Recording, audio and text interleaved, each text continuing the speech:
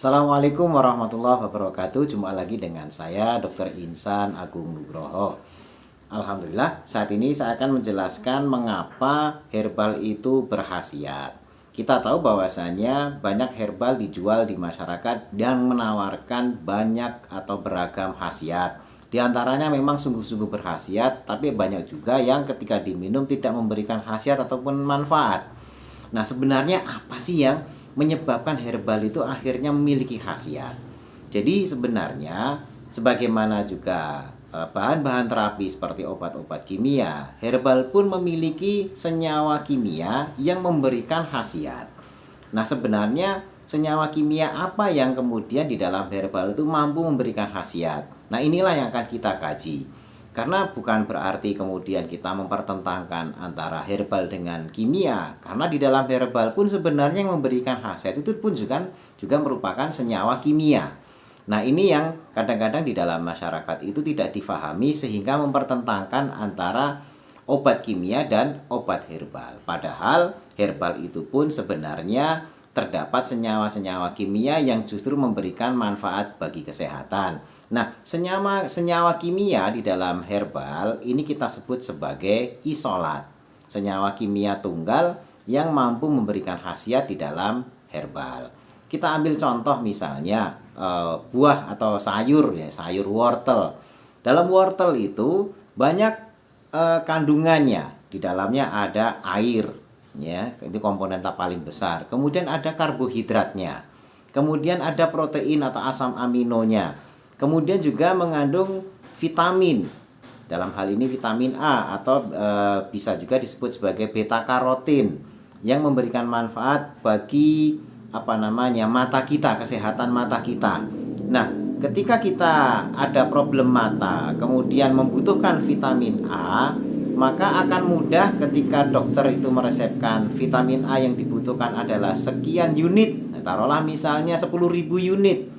Ini sudah tertakar kalau menggunakan hitungan pakai vitamin A secara kimiawi. Tetapi kalau diberikan wortel, orang akan susah menakar berapa wortel yang dibutuhkan untuk bisa memberikan efek terapi. Nah, akan tetapi ketika wortel tersebut kemudian diambil vitamin A-nya saja, yakni dengan proses isolasi.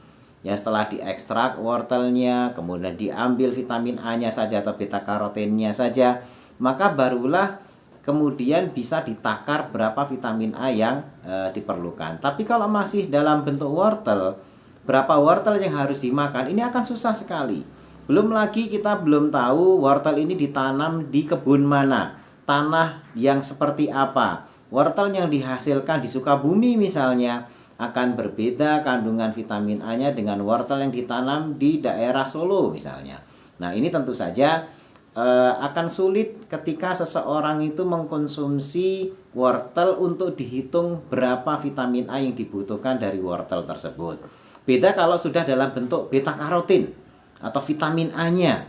Itu kita langsung, butuhnya berapa? 50.000 unit atau 10.000 unit, maka bisa langsung diberikan. Nah, itulah mengapa ketika herbal itu sudah disarikan, diambil biangnya, biang herbalnya, yakni yang kita sebut sebagai isolat, maka pendosisan ini akan lebih mudah. Satu contoh, kunyit misalnya. Dalam kunyit ini ada zat aktif yang saat ini memberikan banyak manfaat.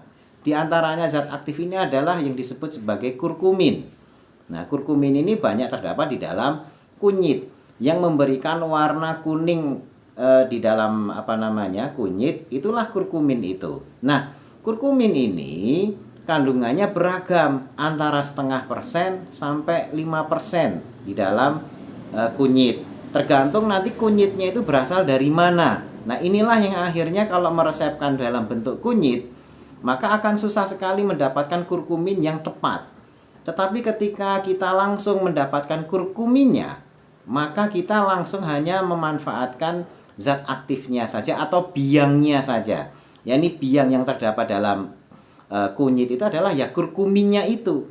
Nah, maka kita bisa langsung mengambil biangnya saja, sementara yang tidak diperlukan seratnya, airnya, dan lain sebagainya. Apalagi kita tahu kunyit itu kaya dengan oksalat yang kalau kita konsumsi kunyit dalam dosis besar untuk ngejar kadar kurkumin yang kita butuhkan, maka akan menghasilkan efek samping, yakni terbentuknya batu ginjal.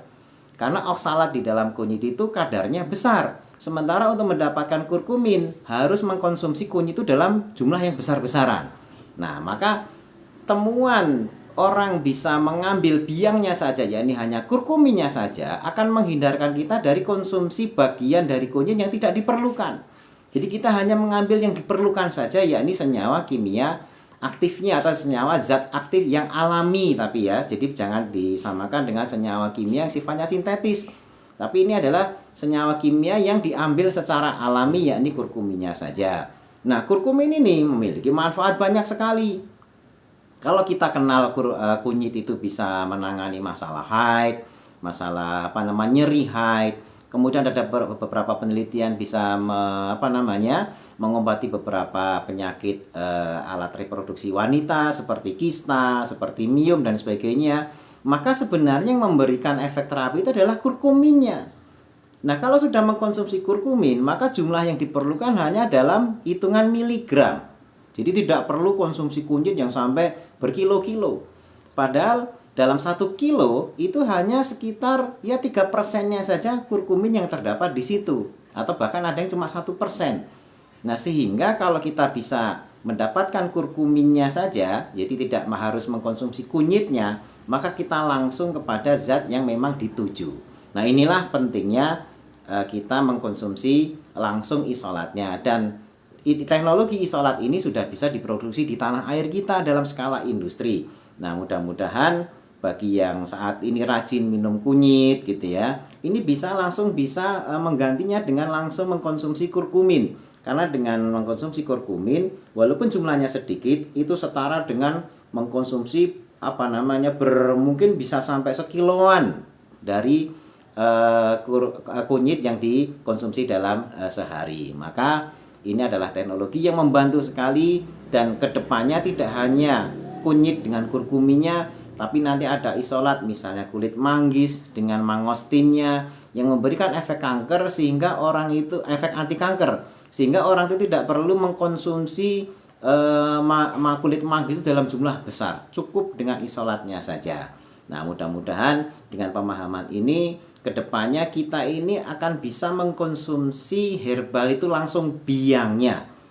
Jadi jangan lupa, isolat itu adalah biangnya herbal. Kita ambil intinya saja. Sementara yang tidak bermanfaat tidak perlu ikut dikonsumsi, karena kadang-kadang malah justru memberikan efek samping yang tidak diinginkan.